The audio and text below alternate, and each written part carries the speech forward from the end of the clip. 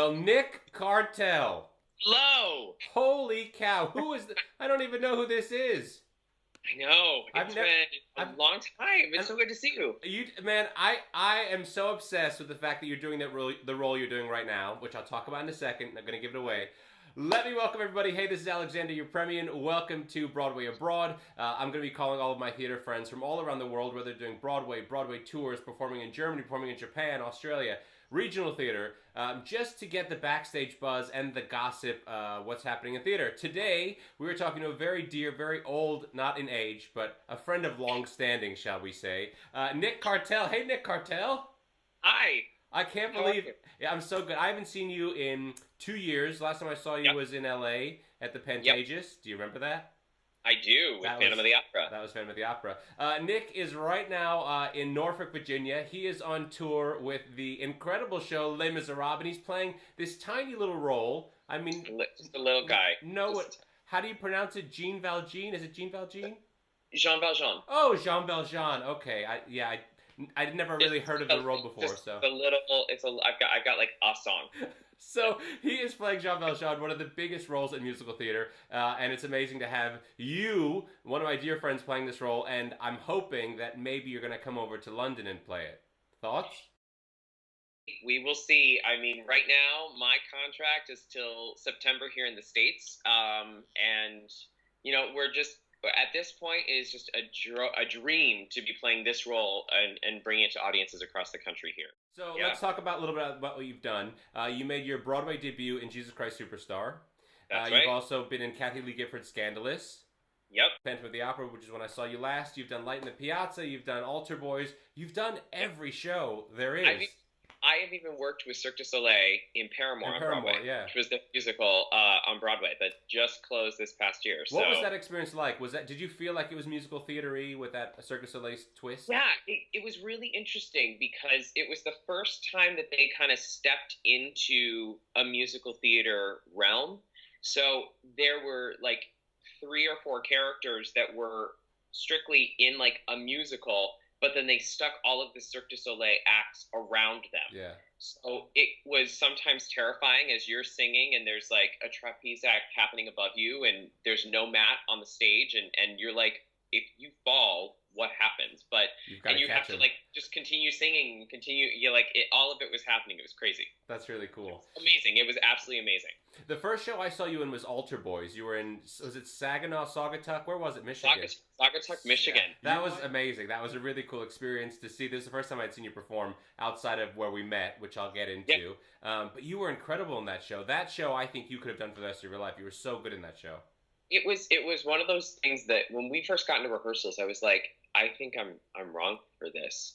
And I even went to the director. I'm like, I don't know why I'm doing this show. Like, why did you cast me? And he goes, because what you're talking about right now is your character. See, this is the thing is, I think sometimes as performers, we see ourselves. Yeah, I wanted to say, you're not smoking. That steam was actually from a tea. No. I wanted to just, I've got a cup of tea. Have to protect this. yeah, I was going to say, like, as performers, I think we know what we're right for.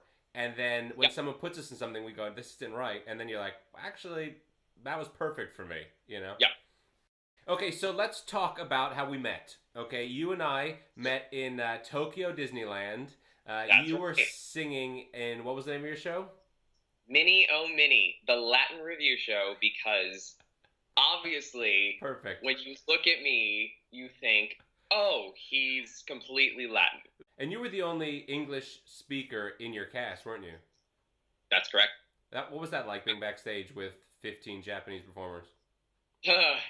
You know what? Here's the thing: is that what I love about Japan and what I miss about Japan is the people, and they will go out of their way to communicate with you in Yeah. some way, shape, or form. They go out of their way to make you feel at home, and they want to share their culture. They want to share, the experience. They want to make sure that you are having a good time while also you're working, and I think that was the thing. Yeah. Obviously, I don't speak the language, but there were enough performers in that show that knew at least some sort of broken English that we could have a full conversation about stuff, and they would teach me Japanese so that I could start learning more, and it was amazing. We also did a little something, and I think you might want to. You might have put it out of your mind, but I wrote a musical in That's right. 2004, And I recorded it. and I flew you into you were in New York, I was in Florida to do Yeah. the album recording, and I still have it. Still haven't done anything with it, but I listen to it sometimes, and your voice just it blows me away. Really blows me away. Yeah, Thank you. You're good. Whatever. Whatever. So this is where you met your beautiful wife, Christy. Tell me about that meeting of. We met in the currency exchange line at Tokyo Narita Airport, and you know, we just kind of just started talking and realized that we had both been there before, but had never met. Had the same days off, lived on the same floor, but just had never met each other, and one thing led to another, and in November we'll be married 10 years. And she's a performer as well. Amazing. I mean, when I was working on cruise ships, I would have my TV on in the background, and I'd hear her voice popping up in a commercial. I'd go, "That's Christy." For me, she truly is one of the hardest working actresses that I know. Like, she has her hands in every single thing, and she inspires me every day. She truly does. I just want to thank you guys because when I moved to New York, you guys lived in Washington Heights. I was living in Harlem, and I hated my roommate, and so I used to come up to yours almost every night for dinner. 9 years we lived in that apartment, and then finally, while I was out on the Phantom of the Opera tour, we decided that we were going to buy an apartment. So now we own an apartment up in Washington Heights, and I absolutely love it. And I hate the fact that I'm not there because I love it so much. But, you know, when the job comes along, you kind of got to take it, especially a dream role like this. Especially this job, yeah. All right, let's talk about it. So you are playing Jean Valjean in the U.S. national tour of Les Miserables. Tell me about the experience, about the audition. Let's start at the beginning. Start at the beginning. I was actually in the third round of people that they saw for Valjean. They had been through 2 rounds of people already, hadn't found what they were looking for. A friend of mine that I had been performing with was going in for it. And so I wrote him after his callback, and I said, "How did it go?" And he goes, "Good." He goes, "They just thought I was too young." And, you know, so I hear that they're starting over. And I was like, "Really?" So I wrote my agent, and I said, "Is there any reason that we can't see if they'll see me?" And she was like, "I can always ask." And one thing led to another, and I ended up going in about 5 different times for them. And the second to last time, I went in and I had to record for Cameron McIntosh. So I walked in the room, huge HD camera, 2 points of lighting, like setup. And I had to do all of the material, and they put it on film, and then they asked me to come back at the end of the day, and our Javert, Josh Davis, had already been cast, so they brought him in, and then we had to sing the confrontation scene together, and they had put that on film. And they sent that off to London, and about 3 weeks later, I get a note saying, "We want to see you one more time." And it actually ended up, my mom had been battling ovarian cancer for like 6 years. And that week, my dad called me and said, "Listen, your mom's not doing well. I don't think it's going to be much longer." And I so immediately was like, "Well, I'm coming home." And so I called casting and I said, "When is this audition? You know, here's the situation. Here's what's going on." And they said, "Well, it's going to be on Thursday." So I called my parents back and I said, "Listen, it was Monday. This thing is not till Thursday. I feel like I just need to come home." And both of them said no. They said, "You need to stay in New York. This is a once-in-a-lifetime opportunity.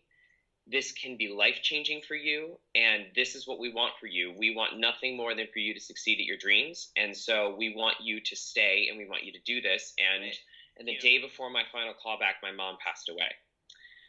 So got the call and knew that I had to go in there and do it for her, and she was on my shoulder that day, and she always has the best seat in the house now. So, and now here I am. I want to talk a little bit about your Broadway Fights concert you did. Can you tell me a little bit about that? Yes, and we're doing it again. So while I was out on tour with Phantom, contacted Broadway Cares Equity Fights AIDS, and we did a cabaret with them, and we ended up raising $14,000. And so we're doing it again this year. And it's going to be Sunday night, April 15th. Are you doing it at 54 Below? 54 Below again. It's such a great cause, and so you also get, like, with your ticket, a portion of your ticket is tax deductible. You get a 2-course meal. It's an open bar. You get this amazing show. And it's so cool. So tell us the date and time. It's April 15th. It's in New York City at 54 Below. And the show's going to start at 6:30. Doors you can find out more information on our GoFundMe and through my Instagram and everything like that. So okay, so let's go back to getting this role. This is like winning the lottery. It is one of those. It truly is like the biggest role for men in musical theater. You know what I mean? And when you think about all of the amazing, I've got some very big shoes to fill. Colm Wilkinson, Alfie Boe, Hugh Jackman, like all of the amazing men that have played this role, portrayed this role, not only here, across the country, across the world, on the big screen. And now I get to step into those shoes. It's an honor. It's a privilege. It comes with a lot of responsibility. But it's something that I'm having the time of my life doing. Okay, so obviously you're doing this incredible role. Let's not pretend. But if you could do any other role on Broadway, or if you came to the West End, what would it be? Now I think the next goal that I kind of have is I would love to originate a role on Broadway. I would obviously love to take a crack at King George and Hamilton. I think I'd have a blast doing that. And, there's a history of some Valjeans that have done it. So I'm like, all right, Lynn. If that happened, I'd be fine with it. But listen, I am having the time of my life playing this role right now.